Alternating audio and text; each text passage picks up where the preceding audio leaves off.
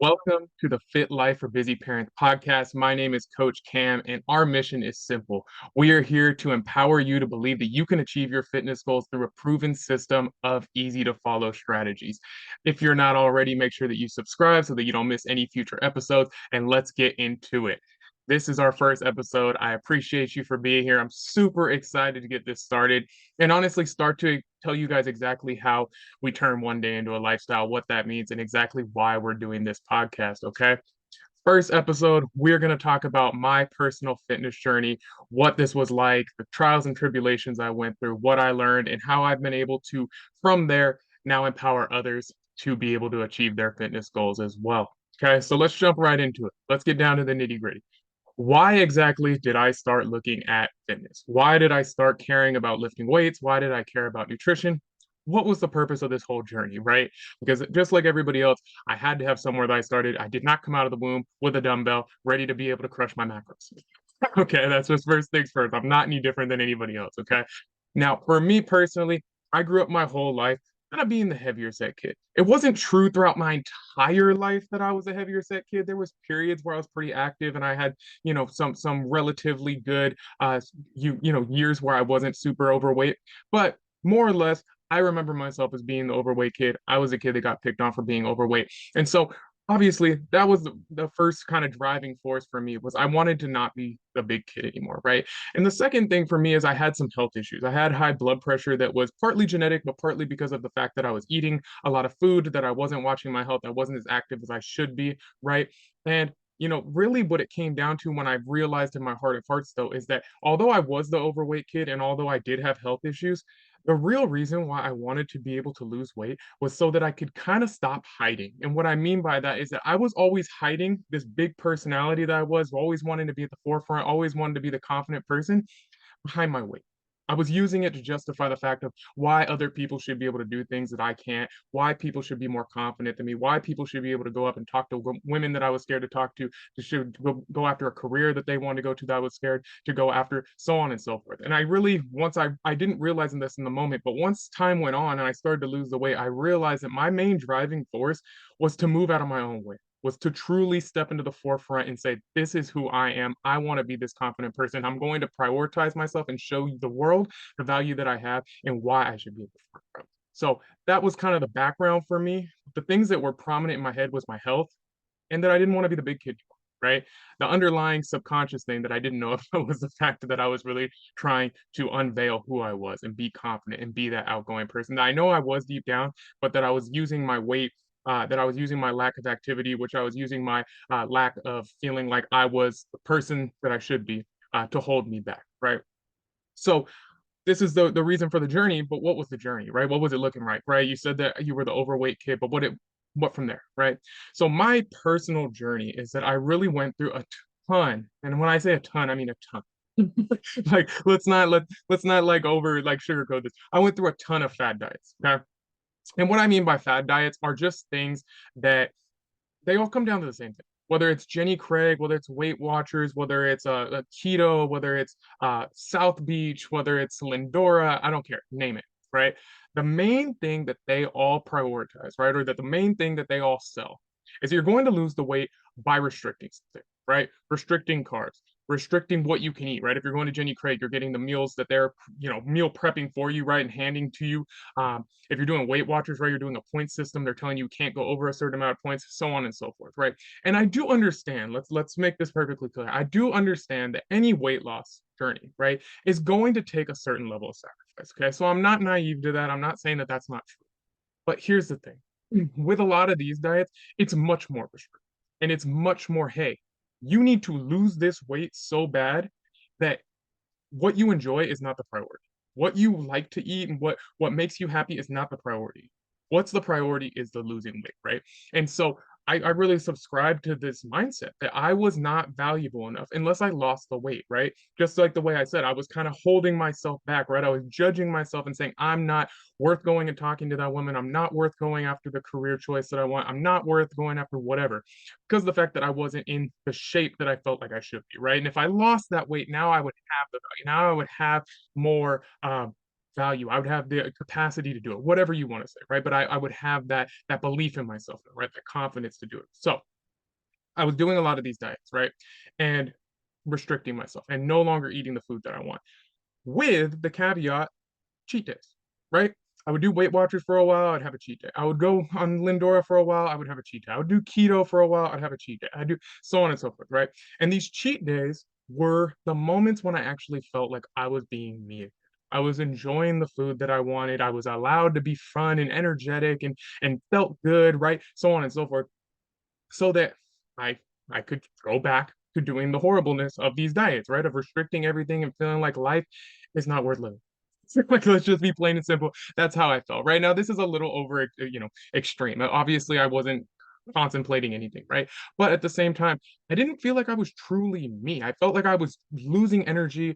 I was losing my happiness with life. I was angry. I was hangry, right? I was all these things that just weren't truly who I was at my core. And people could even notice, right? When I was dieting, I was like, oh, okay, Cam's dieting. I can tell he's angry. He's not as happy. He's not this, that, and the other. And when I was on my cheat day, right? Or maybe even a diet break or whatever, I wasn't doing anything.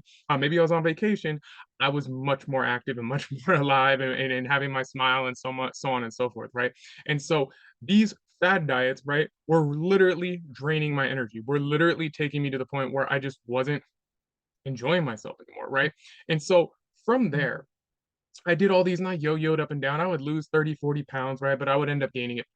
I would lose 40, 50 pounds. I'd end up gaining it back, so on and so forth, right? This is the cycle that I was going through. And so eventually I got to the point that I was done with this. And I had tried everything other than doing what I had heard my entire life, which was calories in versus calories out, right? Which was watching my macros, watching how much I eat, portion control, moderation, right? All these things, right? Now, of course, these were all aspects of what I was doing with Weight Watchers or Jenny Craig or keto and stuff like that, right? I was limiting how much I was having of things, but at the same time, the difference is that I really felt like I could have anything that I wanted if it made sense for my macros and my calories with this new option versus the other ones were no, that they just don't have anything that's that extreme, right? So with this, I heard about this. I started looking up and YouTubing and doing different things, right? For probably the course of about 6 to 8 months. Really just diving in. I was still doing keto at that time, really low carb, diets in general. And just really was still but doing my research, right? And getting into this. And what I ended up doing is I invested in about 3 or 4 different programs, right? I think one of them was Circle by Chris Hemsworth. I believe I did a Kino Body one by Greg O'Gallagher. And there was one other one that I did in particular that I remember. I was doing Insanity as well, as far as the workouts at that time, and felt like I was going to continue with that as well. But what ended up happening was I invested into these, right?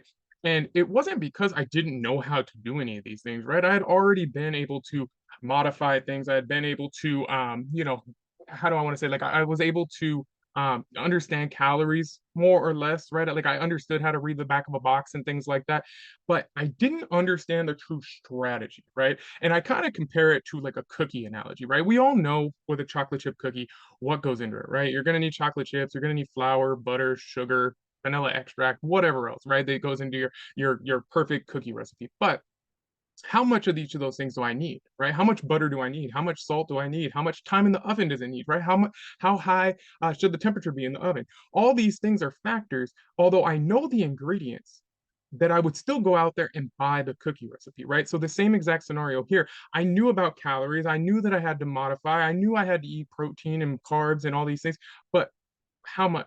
How often? Is there a time that I should stop eating? Is there a time that I should start eating? Is there this, that, and the other, right? And so I needed that recipe, but I also needed the confidence to know that if I follow that recipe, it's going to lead me to the perfect results, right? Just the same way with the chocolate chip cookie recipe, you pull those cookies out of the oven and you have them and they taste delicious and you have that confidence pulling them out of the oven. You're not looking at it and going, God, I hope these don't taste horrible, right? I wanted the exact same thing with my fitness goal. So I invested in myself, got my cookie recipe, right? And I started to implement kind of a mixture of these different things. I was trying some meals from over here and I was trying some strategies from over here. And I started for the next probably like 2 years implementing different things and trying different things and putting everything together and seeing where it came to for me, right? And so the biggest problem is just like I said before all this, right? For the 6 to 8 months that I was really putting things together and investing in these programs, I was eating low carb.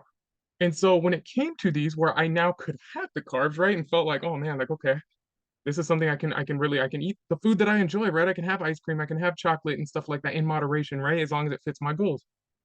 So, how did I go from someone who literally was avoiding carbs, right? Everything was bad. To me, corn was horrible, carrots were horrible, potatoes were the worst, and the devil, and so on and so forth, right? To someone who literally eats chocolate on a daily basis. I do. I eat chocolate every single day, either chocolate or ice cream or some type of a cake, some type of sweet basically is in my rotation on a daily basis. That's how I reward myself, right? But I digress.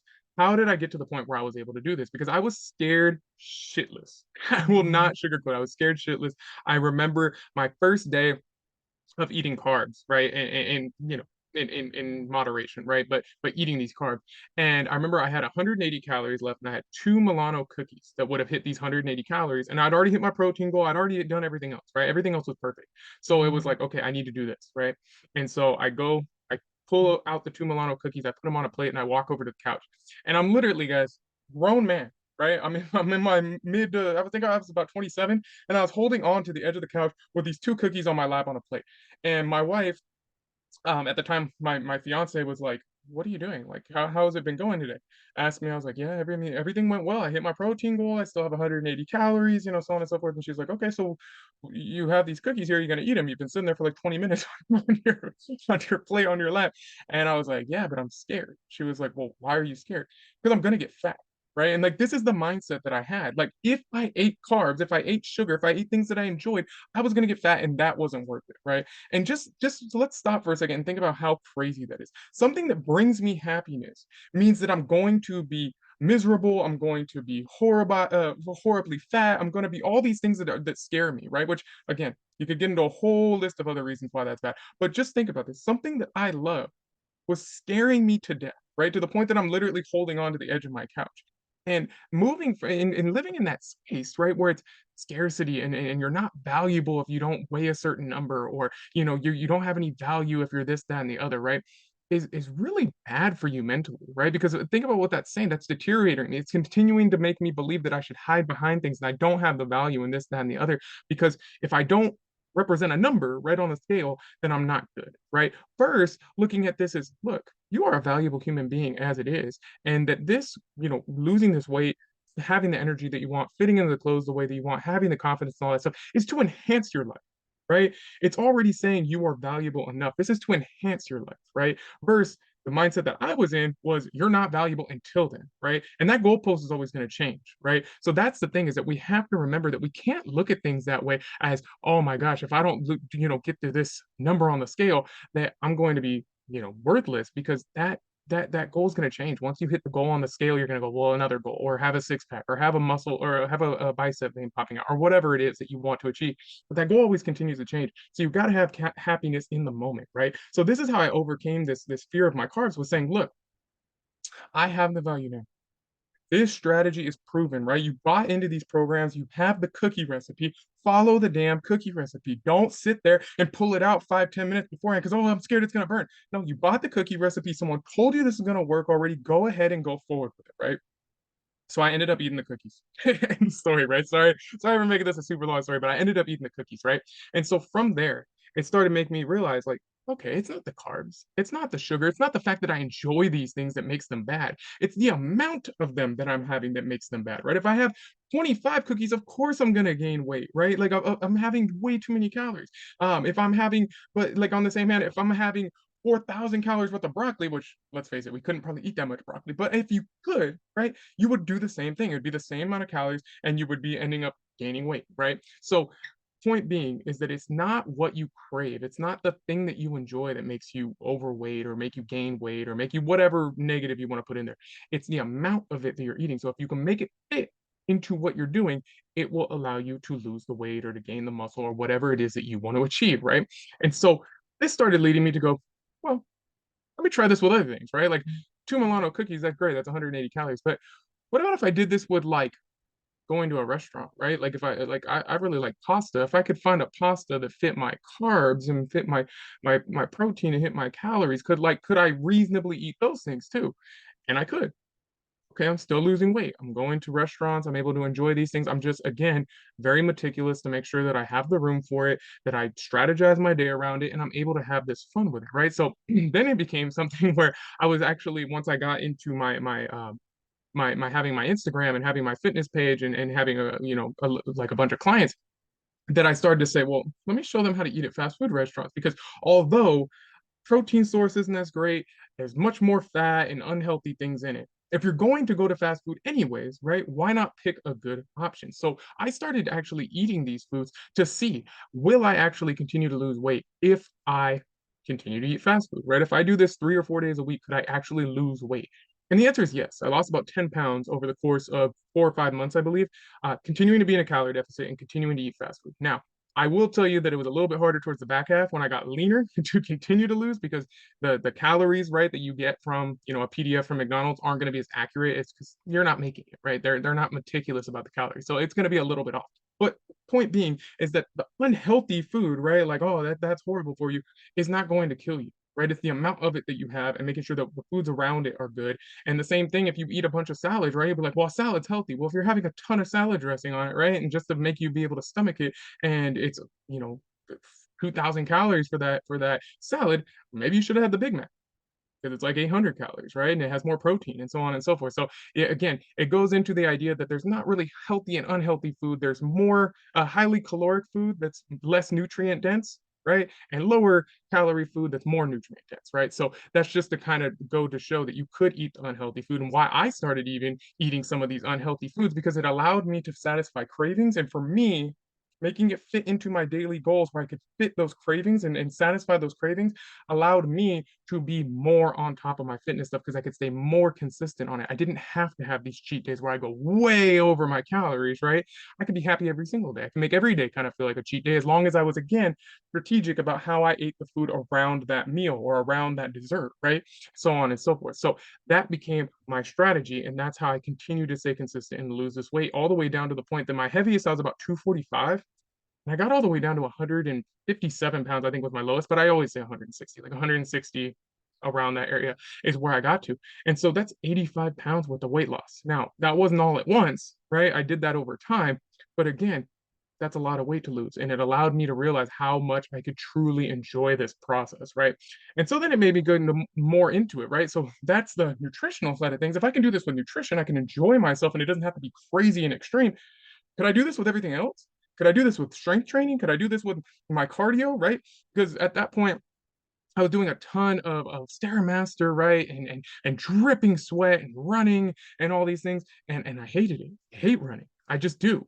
Other people love it, and that's fine. And if you love it, then go for it. But if you hate it, like me, I started to like, well, do I need to? Right? Like I'm losing weight, but do I need to do all this cardio? And so I started replacing it and looking things up online, like how can I do something that I actually enjoy more, which I mean, let's face it, the easiest thing to do is walking, right? Because everybody does it for the most part, right? Outside of people who have disabilities and stuff like that or have been paralyzed, everybody can do it, right? And so it's one of those things like, well, that seems very reasonable to me to be able to do. How much walking would I need to do, right? I'm thinking you got to walk all day, right? Like nonstop around the clock.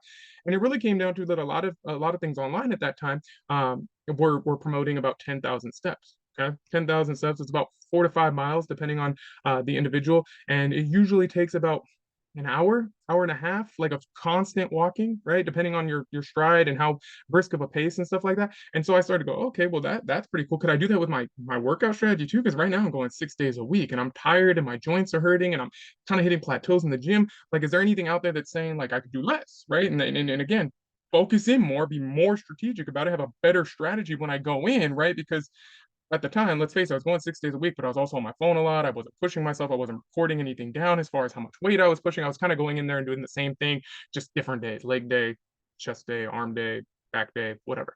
Right. And so I started looking into this, found the exact same thing. There's people online, people on the internet that were saying, hey, you could do this. Right. And so I'm putting all these different concepts together, right? I invested in these programs, but I'm using a little bit of each and kind of creating my own mad science experiment, I guess, right? Just seeing trial and error, what worked for me, right? And so again, started finding that 3 days a week was working really good for me. 4 days a week is where I started off at first, and I liked 4 days a week. I still kind of employ 4 days a week depending on like what I'm trying to do as far as bulking and stuff like that. But 3 days a week was kind of the sweet spot.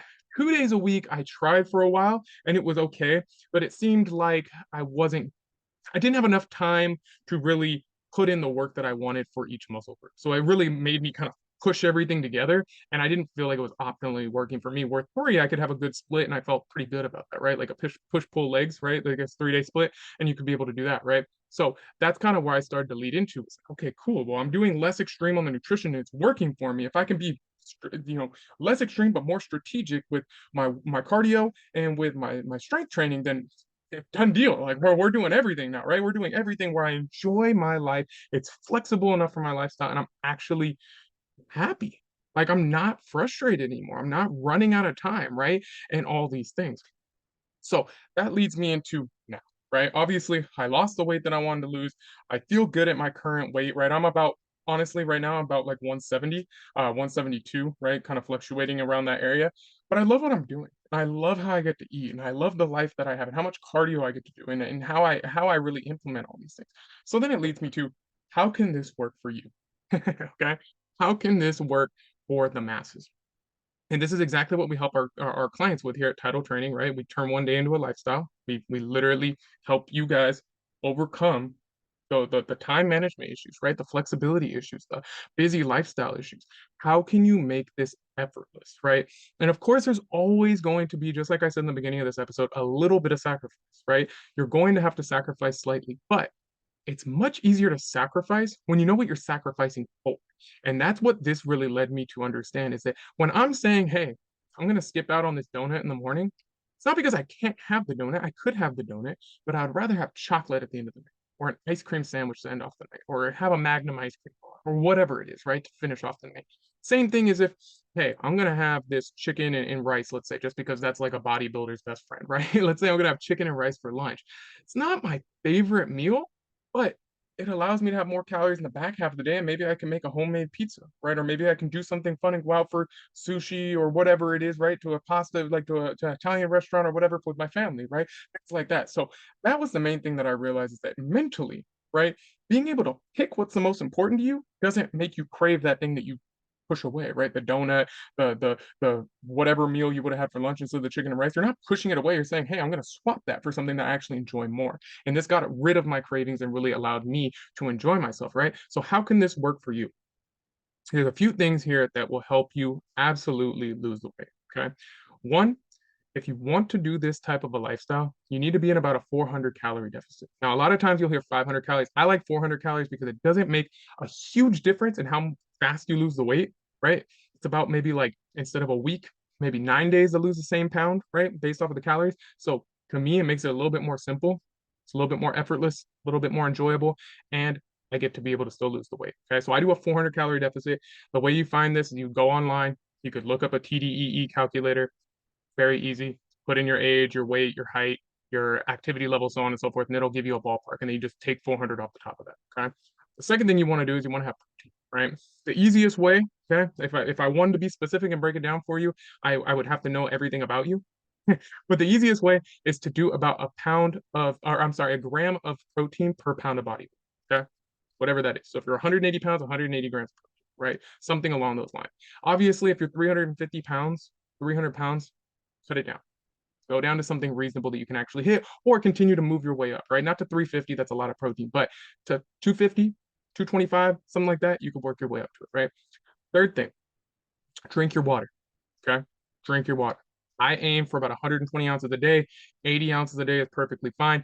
Be somewhere in that range, right? Drink your water. Be more conscious of it. Try to cut out soda. Try to do these things that allow you to have the water, right?